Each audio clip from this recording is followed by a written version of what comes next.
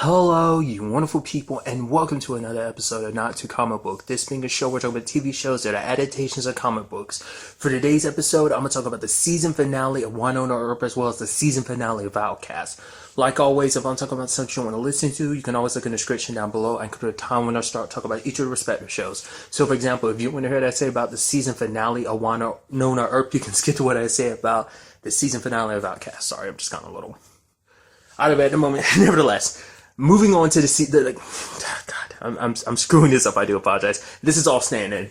Moving on to first up, the Wynonna Earp season finale. A great season finale, back-to-back episodes. It was great. A lot of stuff went down, so let's break everything down bit by bit. First of all, there's the fact is that Waverly brought back Charlie from the dead. I was like, whoa, that's crazy. And then I was thinking, like, the way Charlie started acting weird throughout the episode, I was like, oh my god, is it going to turn out that Charlie's something more to him?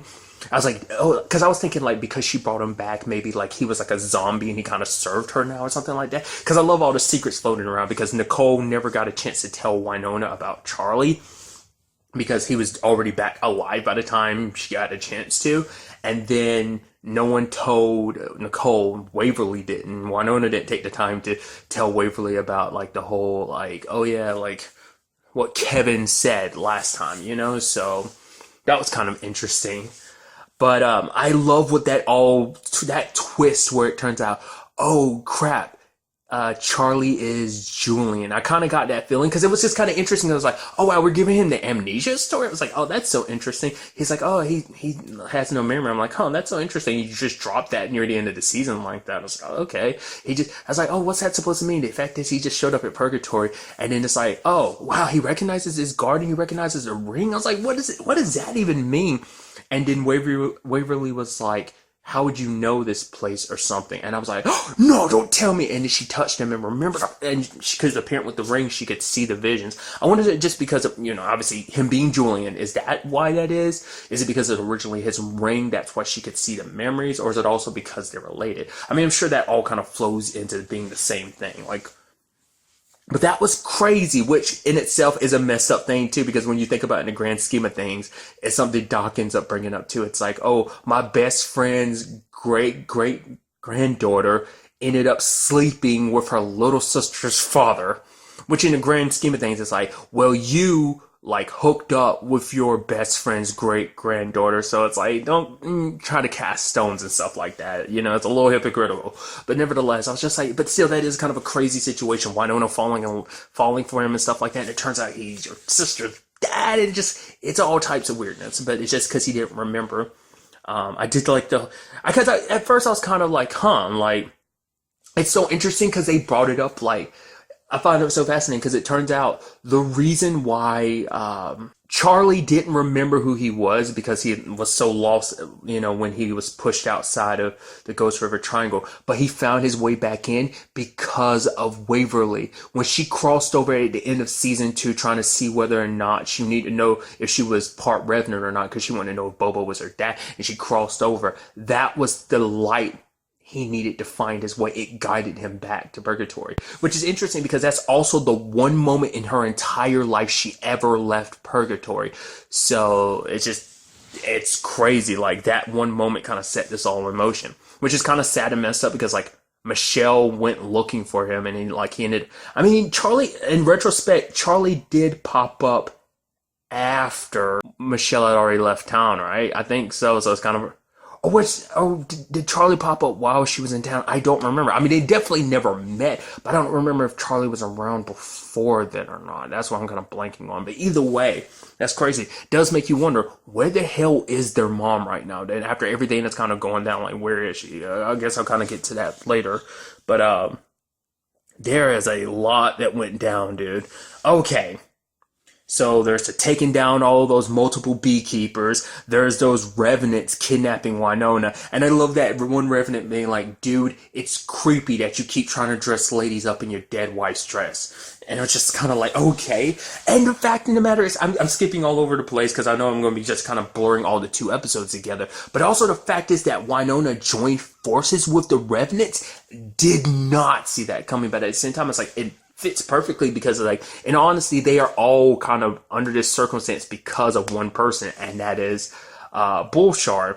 He's the one that kind of set this all in motion, because when he cursed the Earps, he cursed them too. So it's like, hey, if we want to be free, we might as well join up with the Earp. That's what everyone's kind of thinking. And then there's the whole Mercedes storyline of her being kind of cementing. She's kind of being his wife, you know, just because it's like, oh yeah, you kind of don't have to worry about the whole, like, potentially having sex with him thing. I mean, I'm glad that's not kind of part of the equation, but for her, it's like, no, like, if I want to survive this apocalypse, she's even suggesting that Wynonna do the same. It's like, that way you can make sure you're around for Waverly as well as your baby.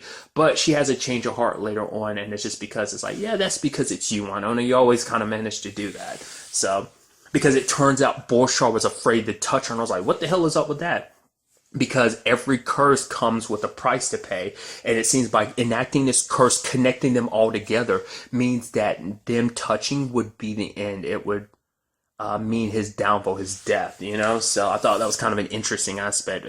Because their fates are so linked together, like, he put this curse on her and everything, but the downside would be is that she would ultimately have the power to destroy him. She is the price he has to pay for committing that curse. So, cause that made me wonder, I was like, did he see something on her hand? The way he had never looked that freaked out before. But that was also a point we had never seen Wynonna at, because she's in like, okay, I'll be your lieutenant. You already see how I handled all of these, like, revenants in the past. I'm the badass, like, leave it to me.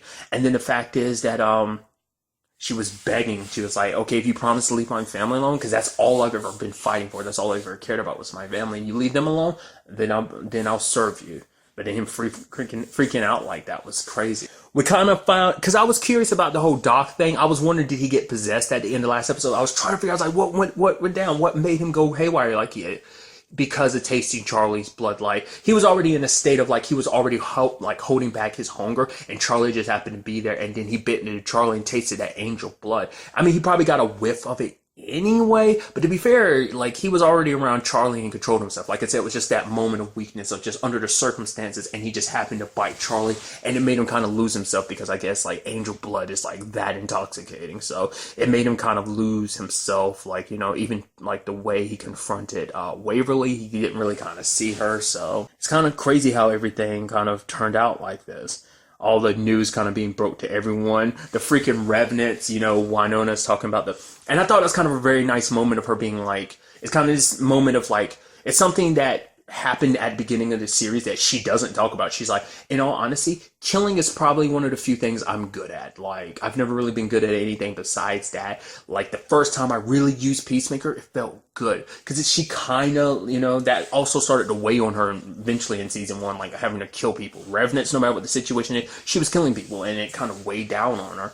And so now for her, it's kind of like to think we are here where we are, and kind of removes the thing so revenants can cross over, and it's like, yeah, we're going to take down Bullshar first, let's drink. Everyone's like, yeah. I was like, that's crazy. The people you've been basically supposed to hunt down your entire life, you're now joined up with against Bullshar. I thought that was an incredible twist. It's also interesting too, because you have the whole Robin and Jeremy situation. Like, they were doing their own thing, obviously trying to create the anti-venom, but it's like they were not in this finale a lot. Robin popped up a lot more than Jeremy, because Jeremy was just kind of busy. I did love that, like, I forgot about that until he touched himself and he was like, oh, Doc's not okay. I was like, oh, right, because you get that feeling in your groins when there's something wrong with Doc. I was like, I forgot. But I mean, it's kind of interesting to find out that even being in a relationship hasn't stopped that from happening. So that's cool. There's a whole situation with Cade and Doc that got more complicated. He's like, oh yeah, here, let's feast on these people. But then he was still kind of addicted to her because he was kind of intoxicated by the blood. Left her and the fire chief there to bleed out. Just kind of left her alone. He's like, you'll be fine. So, because she was kind of like, what happened to you, Holiday? Like, you were not. I was like, man, something's weird. I was like I said, I was so sure, because I was like, but she had said like she needed a live body, so there's no way she could have possessed Doc. I was like, not unless she found a loophole, but that turned out not to be the case at all. So Nicole, being the badass that she is, even having been stabbed after her fight, her and Cade fought off all those dudes, all those beekeepers, and she's wounded, and she just happens to leave, and Doc ends up finding her. But that was impressive. She made it all that way by herself. But Julian sacrificed the last of what he is to make sure that Nicole would get healed. Because I think I kept letting it slip my mind. It's like, right. Angels are not like these immortal beings, because even they could die. Like I said, we saw that with Juan Carlo. And we see that with Julian too, when sadly, a combination of Bobo and Bulshar ends up being the end of him.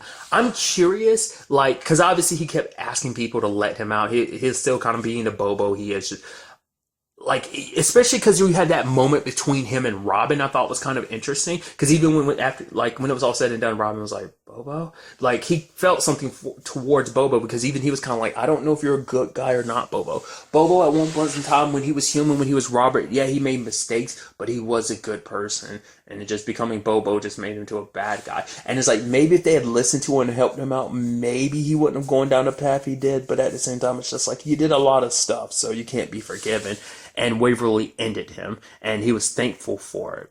She's like, because you could have been so much better. So I don't know what that means, because when everything's said and done, because it ends up turning out Bulshar flipped the script by making himself human, in turn, like, breaking the curse. And we don't know, we never found out whatever happened to the Revenants. We do see Bobo's body disappear, but he died before that happened, so I don't know what that means. I mean, she set him free, so I guess that's supposed to represent, like, she killed him.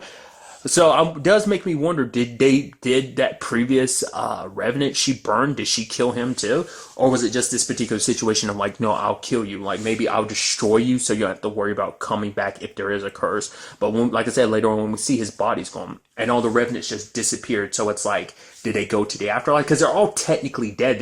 This is probably back to when they all originally died, when Wyatt killed them.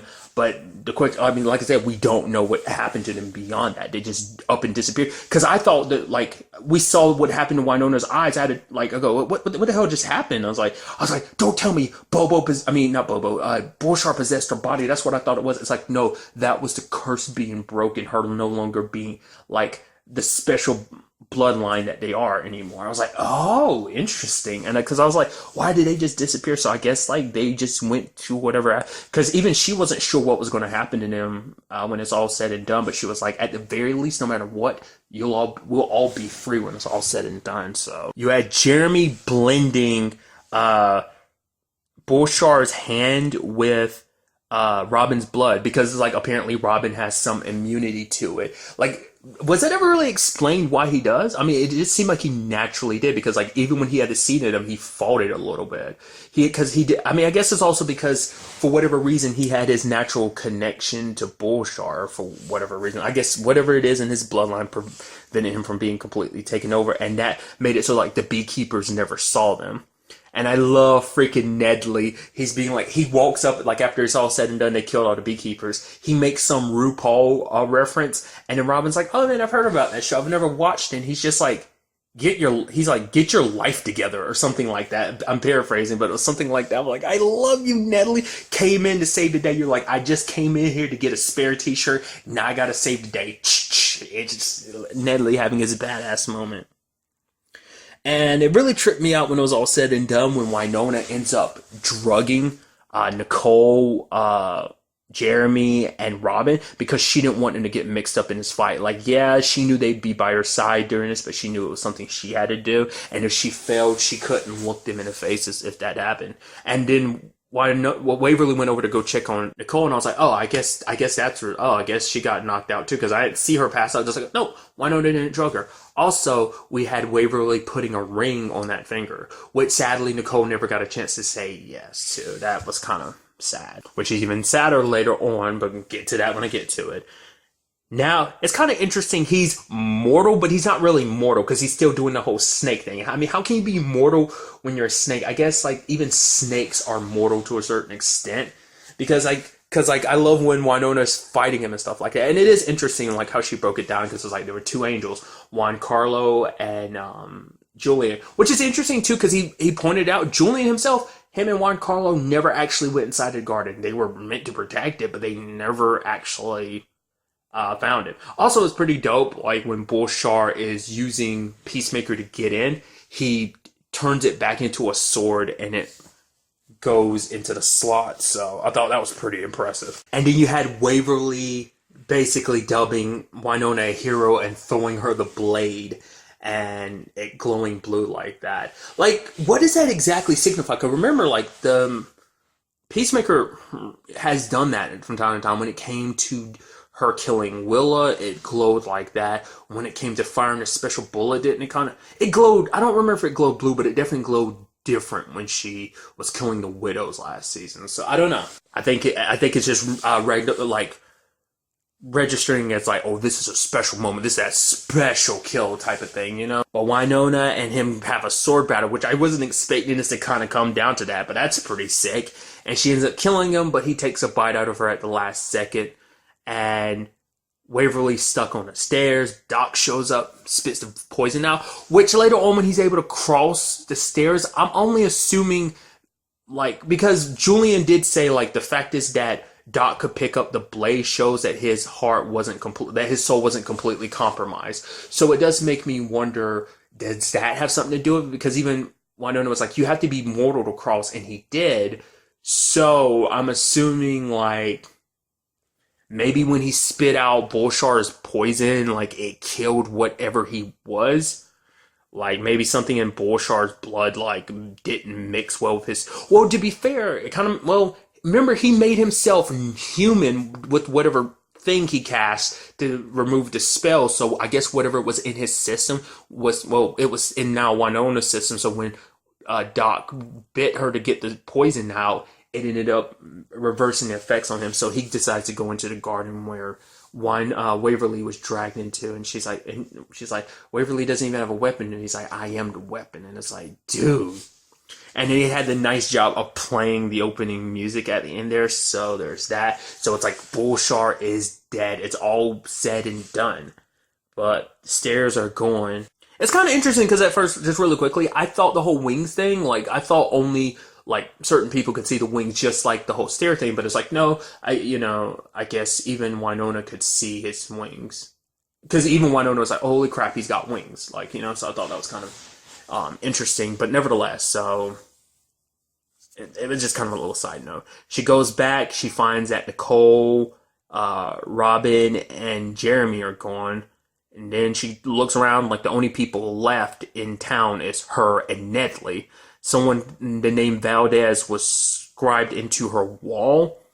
I'm automatically chalking that up to, that might be some Black Badge stuff. Remember the dude that came for Doll's funeral? That dude, he has not circled back. Remember, he was going to look into some Black Badge stuff, because that's still off doing its own thing, which we haven't seen it circle back to after all the stuff that's went down. Because, I'm curious, because especially after such a monumentous thing like that in a world where, like, all the revenants are gone, Bolshar's taken care of, like, I'm wondering, does that have something to do with that or what, Because we know that there was something in the garden trying to get out. It makes you wonder, well, it looked like a tree. It looked like it was one of the trees. And remember, there's, like, the tree of knowledge and the tree of life or something like that. So it was either that or... Well, because remember there was that whole monster thing that was trying to get out, like, when the wall was brought down at the end of season 1. I doubt that's connected. Those are definitely two different separate things, but it just immediately makes me think of that. But let's not forget that was like a giant tentacle monster, and this is like a tree or something like that. So, once again, like, that's unknown territory, because no one knows what's waiting on the other side. Who knows what time works like inside the garden? Like, but what was in the garden, Like, whatever it was, like, if Bolshar actually managed to get in there, what would have happened? Would whatever it is have killed him to find its way out, or what? I mean, that's the big thing, too, is, like, now Wynonna has to work with Nedley to find the rest of the team, but also make sure to find a way to save them all, too, and it's just kind of like, once again, there's their whole Mercedes and Kate situation. It's like, where are they? Are they going to with the rest of the town? Like, what is going on? Like, there's so much left open that we still don't know. Like, what does Wynonna do? She's the guardian because, like, even though she's not, like, the Earp curse is gone and stuff like that, she was still deemed the protector by her sister. Also makes you wonder, will Peacemaker always be a sword now? Well, I mean, cause last time we saw it, it was in her hand, but, like, she never picked it up later. The only thing we saw her pick up with the gun, so I'm guessing the swords going down to that Waverly went through the door. At the very least, she still got Doc's guns. I don't know. Maybe she is keeping the sword. So, but it's kind of cool yet sad because it's like, oh, like Peacemaker is a gun, but maybe it's stuck as a sword forever. And it seems like she'll probably going forward, she'll probably end up wielding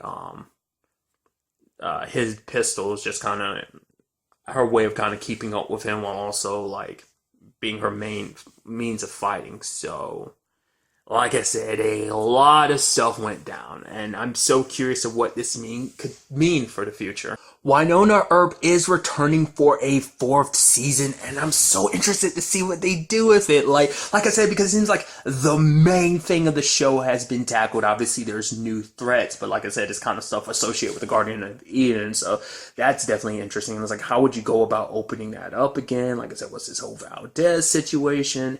Like I said, it has to be connected to the whole Black Badge situation. Maybe it's not, but even if it isn't, like that's still something that's circulating in the background. And once again, where the hell is Michelle? Like after everything, it's like, thanks a lot, Mom. You kind of weren't around. You popped back up into our lives. You helped the demon that wanted Waverly dead, the whole Jolene situation. And then you went out looking for your love, which your love was secretly here in the first place. And now he's gone, so what's going to happen there? I mean, Wynonna might try and track down her mom because she couldn't probably need all the help she can get to deal with this situation, you know?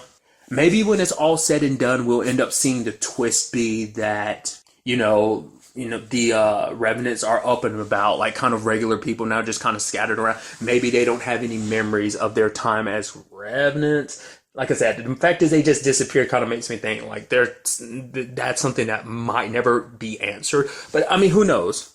It's kind of interesting because she never circled back around in the story, and I thought she might was Rosita, but I guess like she's going poof as well. That also makes you wonder, what does that mean going forward for the Ghost River Triangle and Purgatory in general? I mean, it's still the sanctuary that it is, but is the Ghost River Triangle barrier still up now that the Revenants are gone? I mean, now that all that's kind of been settled with, like, is Purgatory going to be the magnet drawer for the supernatural? Will a lot more supernatural stuff be able to draw it? Because I think no matter what, the Purgatory barrier is always going to be there. I mean, the Ghost River Triangle barrier is always going to be there because the garden is located there. Because Purgatory is meant to be a sanctuary to hide that away. So, and also, like, I should have brought this up too. It's like, it's interesting that Wynonna is joining up with, like, duoing it up with Nedley, because I was like, oh, Nedley's retired because Nicole's taken over, and it's like, nope, we're still keeping Nedley into the story full force. It's like, his job is never done because when the time comes, he's always going to be there. He already said that, but I like that they kind of circled back around to that. So, oh yeah, and I'm being a complete and utter idiot too. There's still the whole storyline with Kevin and the people she works with, all the people that weren't interfering. Like, now that the whole Bullshar situation has been dealt with, like, what's up with them, you know? Like, I'm surprised Kevin didn't pop up at the end. It's like, oh, wow, you did such a great job. I mean, their job's to observe, and her stepping in like she did was kind of like a big no-no anyway. She wasn't supposed to do that. So I'm curious, like, what that ends up being. Would they be future allies, enemies? I mean, I feel like they wouldn't be either, but they'll probably be, like, annoyances just to pop up and like, oh, yeah, there's this. We know all of this, and you know nothing type of thing. I don't know. We ultimately have to wait and see on that front, too. So I can't believe I completely forgot about them. That also makes me wonder, too, since I'm talking about all this, like, will the next season even take place mainly in Purgatory? Like, I mean, especially with everyone being gone, I feel like a lot of it would have to be away. But to be fair, it could just be like part of it's away, but then eventually they come back, like, or maybe their search, it includes Purgatory. Maybe everyone that's gone missing is still located there, you know? So, like I said, I don't know. I'm very excited to see what they ultimately do with season 4. And now moving on to the season finale of Outcast. A crazy season finale. A lot of crazy things went down this episode, so let's break it down bit by bit. I love the whole situation with the Reverend. I'm glad that didn't turn out ugly like I thought it was. I mean, it turned out that gathering of an army was kind of the right thing. But I did like him kind of speaking about the fact is that, like, saying a lot of stuff in the Bible. I guess after what Sydney said, it just, obviously he has a very different approach to this, because it's like, oh, I'm not going to sit here and try to give you these sermons and quote you stuff. It's like, no, there's a war coming, and the fact of the matter is we need an army. We're going to have to fight, and even kind of throwing down the book at the very end of it all, saying amen. The rest of the crowd saying amen too. You even saw some people kind of walking out when he started ripping out pages from it. And I was like, well, I was expecting almost everyone to, but it was only like a select few people, at least from what they showed. So, I mean, who's ever left in town? Because we ended up seeing it later on. Literally, Bill turns out to be the only cop that's left that's not turned. So that's kind of, that's kind of interesting. I mean, like I said, it seems like most of the people that haven't turned were at that church. So everyone else that wasn't there most likely turned. So that kind of once again, kind of shows the scale of everything. Breaking down the grand scheme of everything, had a lot of conversations between Kyle and his dad, because for Kyle it's like, yeah, understand you were worried about your family, so you left and stuff like that. Unlike you though, I was worried about my family. I came back to check in. I didn't want my daughter to go the same situation I did. Like I went through with what I went through with mom. You weren't even there. Though it turns out later on that he did come by. But he just couldn't bring himself to step up to the door, because he talks a little bit about like the electricity of what it feels like when they're around each other. We also ended up finding out more about the situation 30 years ago when he killed 8 of those beacons, because the 8 beacons being together, like what it is that Helen did to them was kill their humanity, which we knew before. Basically, it's like she cut out their thinking and their feelings, and all they can do is embrace that essence of what they are as a beacon. They drown in the light. The light becomes all there is to it. So killing them, like the way Bob made it seem like, it's like, okay, killing them was it's like, oh, everything's all said and done. We can get rid of them. I mean, we can leave them around because it'll be okay. Like, he didn't necessarily kill them because it's like, oh, they could be potentially used later on to cause the merge, which, yeah, they could, but it was more so because at that moment they were all gathered. Helen was on the verge of creating the merge, so that's why he did it. But that power of all those beacons together will amplify their powers, and they'll be the ones to shut it all down. That's his plan, which Kyle's like, are you stupid? That's exactly what they want for the merge to happen. So I guess it's one of those kind of like Hail Mary moments, but he's kind of like, yeah, with enough beacons gathered around, our power will be incredible and we'll be able to push them back. Essentially, the point is to push them back long enough that they fear, like, I guess push it back long enough that, like, I don't know. Because ultimately, when it's all said and done, like, with his plan, it's kind of like, if you're, I guess it's meant to be like a permanent seal, is kind of what it seemed like. But to me, it almost seemed like it wasn't a permanent seal, at least like how he was talking about it early in the episode. I was thinking it was just merely a pushback. It wasn't a permanent fix. It was just a push. That's what I was kind of chalking it up to. But the way he's making it seem almost made it sound like it was a permanent fix. I don't think it was, but nevertheless. You have Dakota not believing this anymore because of, now she kind of sees Simon for what he is. Because because she found out what this was all about. All these people who were so willing to kind of go along with everything. I mean, let's skip around to it. For one, it turns out it's a giant sacrifice. All these people, like, it isn't just about, oh, we gather these people around and it's like, no, they have to sacrifice themselves to kind of like, because I think his explanation was they don't have the time needed just to gather all the power from the light. They need a more direct take. So all the blood, like the light is in their blood. So all that blood flowing into it was kind of feeding it so that it could be kind of sealed up. But like Kyle knew nothing about it. Also didn't know about the fact that he's the one that took Allison and Amber. Had a feeling about that last episode, previously, just because it just seemed like that was the case. I was kind of like, he took Sarah without letting anyone know. So why would it shock me that he took Allison and Amber too? Because he had a feeling that Kyle wouldn't want them to be a part of this battle if he knew that they were going to get involved. So, which already kind of was like, yeah, you must be doing some shady stuff if you don't want your son to know that they're involved until the last minute. But yeah. Like I say, there's a lot going on in this episode. I'm going to be skipping all over the place, so I do apologize. Well, I'll go ahead and finish all of that. That situation was crazy. It's like, oh yeah, like Kyle was like, okay, if I have to die, I have to die. Allison, you take Amber and go. But he's like, no, it has to be our family, and it has to be all of us. And he's willing to sacrifice his own granddaughter. But like I said, in his mind, it's like, I'm making a grand sacrifice for this grand cause. So before he can even kill Kyle, Giles and Anderson in the group showed up. Which they've also got all those other possessed people locked up, because that was from the list Rosie, like, I would call her Rose, just because it's like, yeah, Rosie's what he calls her. I feel weird being the one. Nevertheless, so that was kind of interesting. So like everyone's kind of on board with like locking them up. So that's something potentially, I guess Kyle and Simon and Amber could do something about later on. Potentially, I don't know. But they show up in time to stop it. It doesn't seem like the merge happens, because even Simon was like, no, that wasn't a merge. But I guess it closed the portal, but it was open long enough for them to get out. So a lot of them possess a lot of the people that are there. We kind of see the people kind of going a little crazy. So that sucks. So there's even more of them that found their way into this world. What's interesting, and I'm going to skip to it at the very end, is the fact is we see Kyle's mom wake up. The question then becomes like, did she get possessed? Or I'm kind of leaning more towards this thought. She was stuck on the other side. Like, maybe she's still, because when they free those things, like when they remove the things from inside of those people, well, because I don't know, because her situation was a little different, because it wasn't exactly 100% pulled out of her. It's just kind of like she got hurt so much that it ended up coming out of her. Kyle didn't fully pull it out of her, so I think it left on its own potentially. Can they really even do that? Like I said, that circumstance is just kind of weird. So obviously part of her went with it. So does that mean part of it came back when she came back? Or did the little bit of her that was there on the other side separated from and was like, no, now's my chance. And when the portal was open, came through herself. It's hard to say which way that could be, but it's interesting. The family's reunited again after all these years. So I'm guessing they're going to need each other when this like battle escalates even more.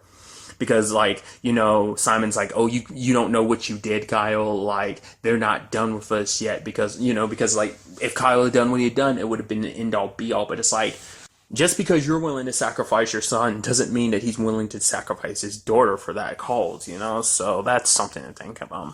And another interesting detail is the people that Parks meets with later, because it seems like he takes orders from someone else. Interestingly enough, it seems like it's someone like Kyle, because the moment she touched him, the veins started popping up, not only on his hands, but on his head. So that must mean might be even more powerful than Kyle, because I feel like it only pops up in the head like when Kyle touches theirs. So it's like to be touching his hand a little bit and doing that to him, even to the point he had to go, like he was like having trouble breathing, like catching his breath. It's like, okay, because it also seems like they're who he's really working for. Killing a council was more so on him, but he also kind of referenced it like, oh, I did a lot of dirty work for you.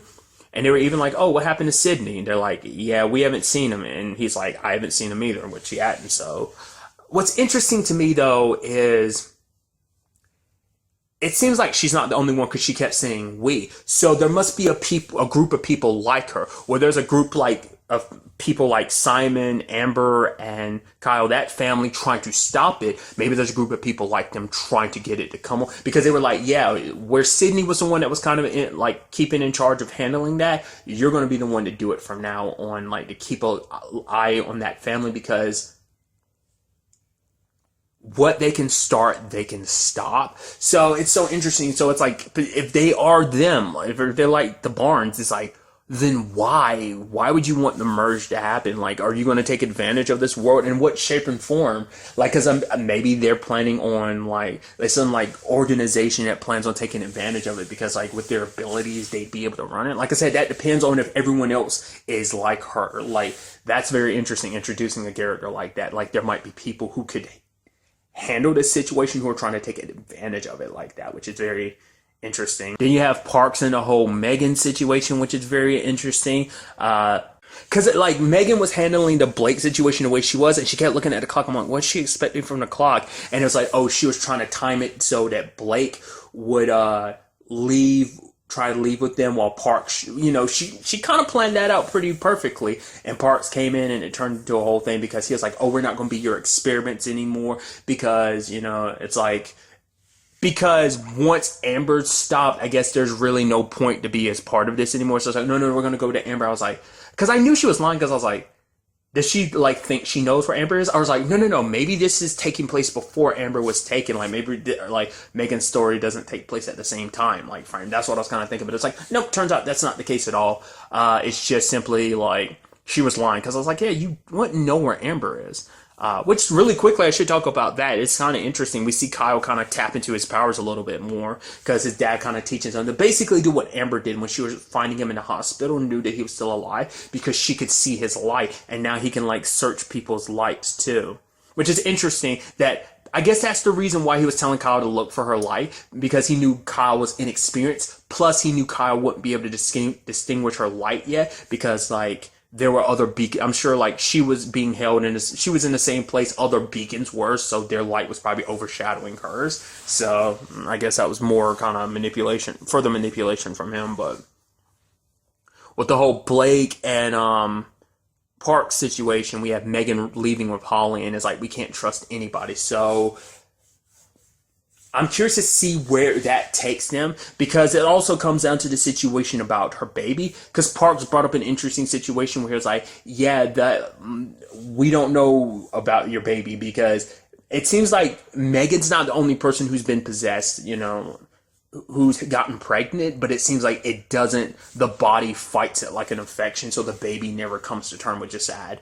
So I doubt there are people in Megan's exact position of like, oh, she was like freed and she's having a baby. Most of those cases were people who were probably still possessed having the baby. So that does beg the question too, like, what is her baby like? What's that whole situation going to be about? Because Parks isn't ready to let her go. And as we can see, these things are everywhere. So Megan and Holly might just end up in his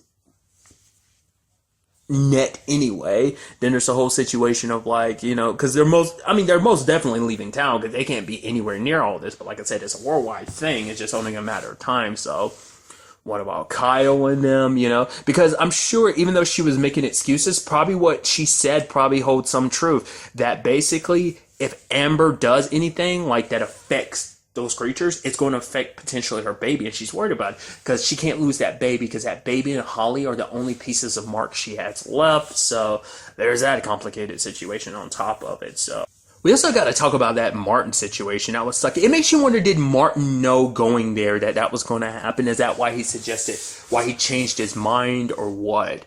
Because he was one of the people that survived, Simon all those years ago, and it's just kind of messed up because Simon went over and personally slit his throat. So I don't know whether he thought things were going to be different, but it's like, considering this circumstance, he must have known what was going to be the cause. But once again, I guess in Simon's eyes, like, a lot of those people gave their lives willingly because it's like, oh, this is going to be because they believe in what Simon believed in. Dakota didn't. That's why she kind of had this switch, because for her it was like, no, the pure in light will be chosen and will survive. But it's like, oh no, we're meant to be sacrificial lambs for you.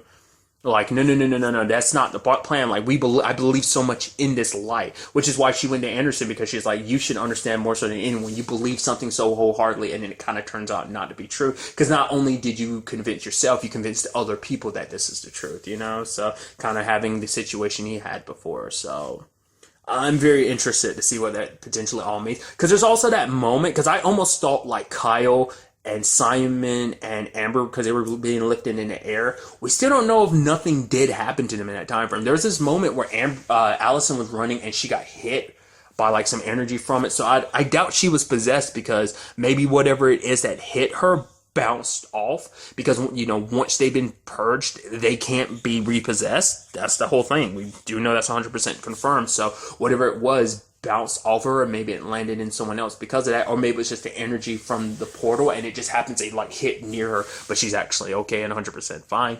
Who knows? I have no idea.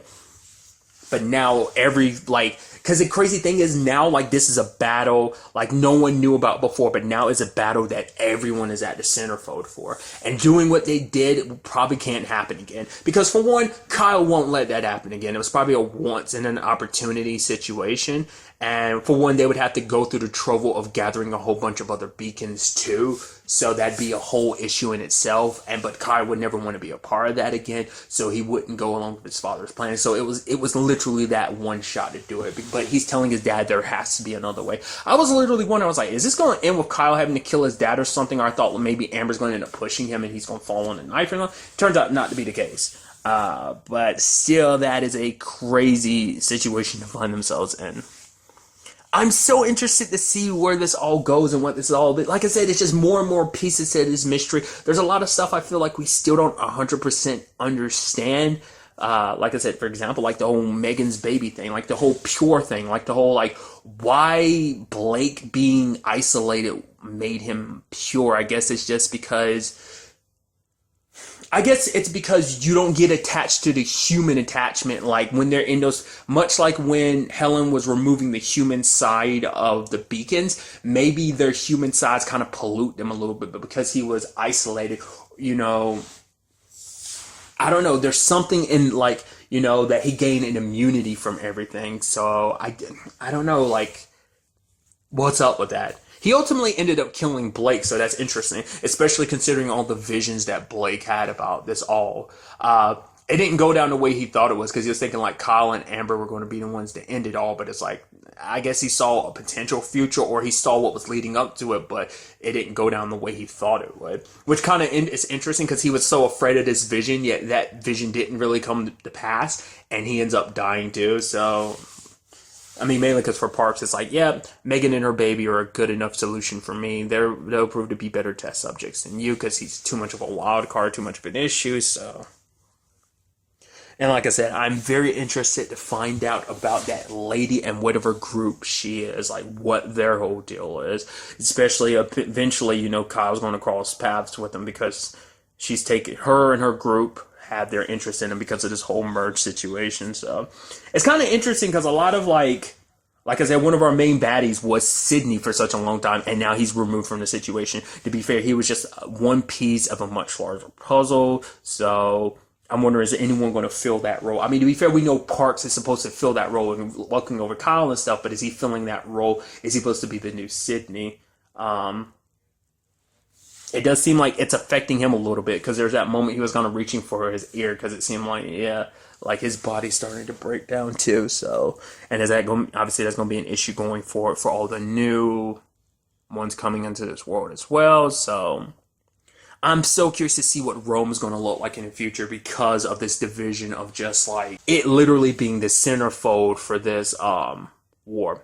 I'm also curious to see what happens with like Bob, because I figured it had to be someone close to him for him to be as reluctant, because he's like, you don't know what you're asking me to do. And now it's like, oh yeah, like you not only did my brother-in-law die, you literally slit his throat yourselves, and my little sister had to witness it. So he's already got some problems when it came, because notice that when he pointed the gun at Simon and he didn't realize where it was Simon, he still kept pointing the gun until Kyle came over and snatched it out of his hand. So, like I said, I'm curious to see how this fight goes forward with everyone in Rome knowing what's going down. Like, you know, is Kyle and Simon going to try and purge a lot of people? Or like, how do you fight this going forward? What is that potential other way that Kyle suggests? I mean, I know he doesn't know, but like, I can't even begin to imagine. Like I said, how do you fight something like this? At the time of me recording this, I'm not sure if this is getting renewed for a third season. I really hope so. You know, the show, I mean, in particular, this season has had its weird situation with the whole, like everywhere else, like, this second season aired, like, a year ago, but now we're in the States are only getting it now, and then there's still been no word outside of the U.S. potentially about a third season. And here in the States, it's like I said, so I don't know. Like I said, I'd be very interested, because I want to see how this show continues to play out. Like, there's so much we still don't know, and I'm curious to see like what a third season would involve. But really, that's all I want to talk about in this episode. To the next time we meet, be happy, be safe, live life to the fullest, and enjoy it. Good day and goodbye.